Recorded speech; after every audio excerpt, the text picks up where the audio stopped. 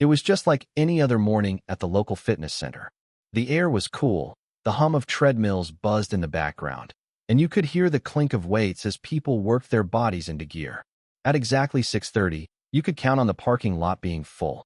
The usual crowd was already filling the front desk, swiping their key cards, chatting with the staff, catching up on the latest gossip. It was a mix of people, regulars, newcomers, the ones who came to get a good sweat before heading into work, and the ones who just liked to mingle and pretend to be active.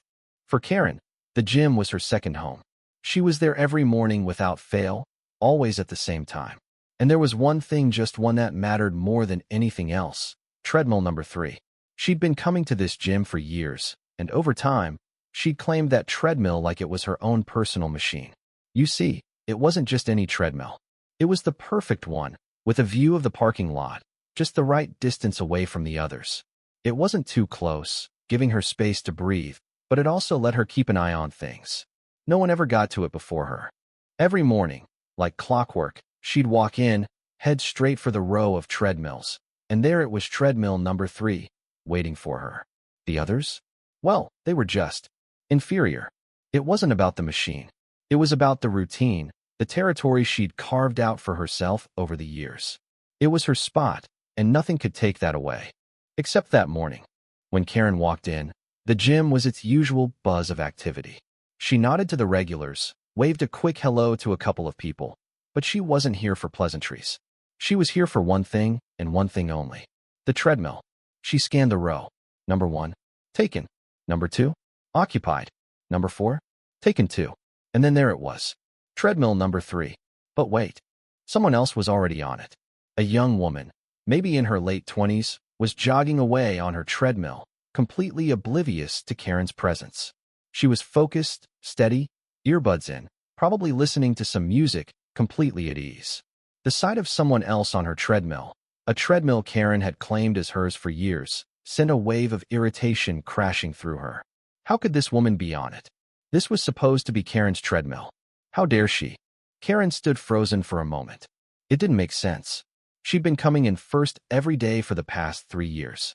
She'd always gotten to her treadmill. And now this stranger was on it, as if it was no big deal. As if Karen's routine didn't matter. Karen felt the rage building, a heat rising from deep within her chest. She couldn't just wait. That wasn't an option. She couldn't go to another machine that would feel like admitting defeat. She couldn't just back off. She walked over to the young woman, her steps firm, her heels clicking against the floor. There was no hesitation in her now. She had to fix this. Had to set things right. She stood there, arms crossed, waiting for the woman to acknowledge her. The woman didn't even look up. She didn't hear her at first. Karen cleared her throat, louder this time, a signal that she wasn't about to be ignored. The woman glanced up, an eyebrow raised. "Yeah," she said, her voice calm but clearly irritated at being interrupted.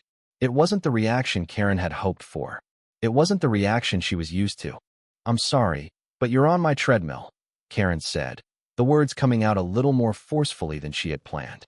She felt a strange sense of authority as she spoke, but it wasn't the kind of authority that earned respect. It was the kind of authority born from entitlement. The woman blinked, surprised. "Oh, I didn't realize it was reserved," she said, her tone apologetic, but not nearly apologetic enough for Karen's liking. She didn't even move. Karen wasn't about to let it slide.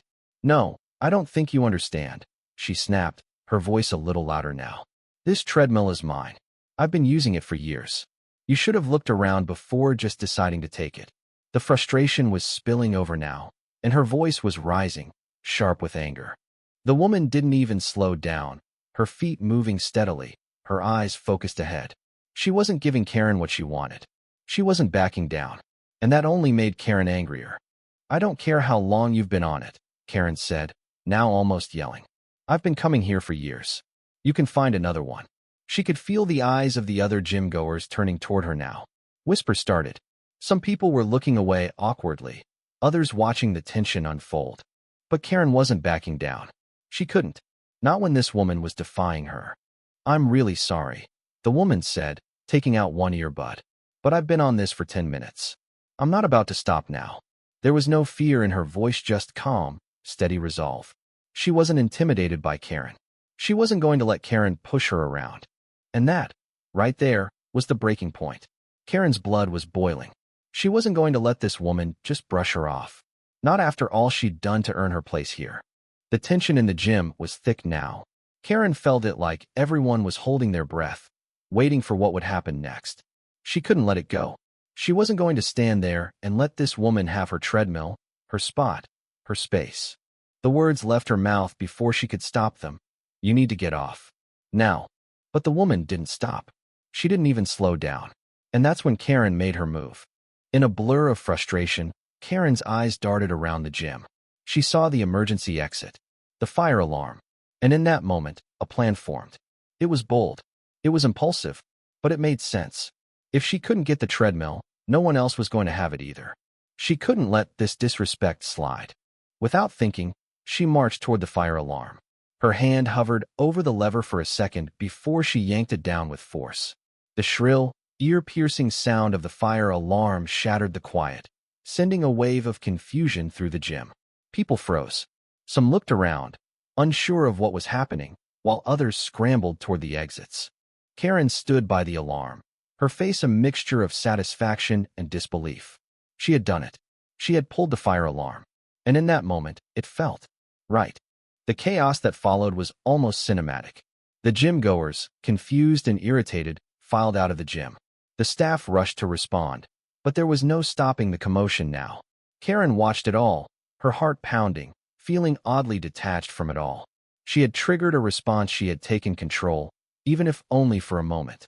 But as she stood there, basking in the fleeting feeling of triumph, she caught sight of someone coming toward her, the manager. He had been in the back office, likely reviewing the security footage by now.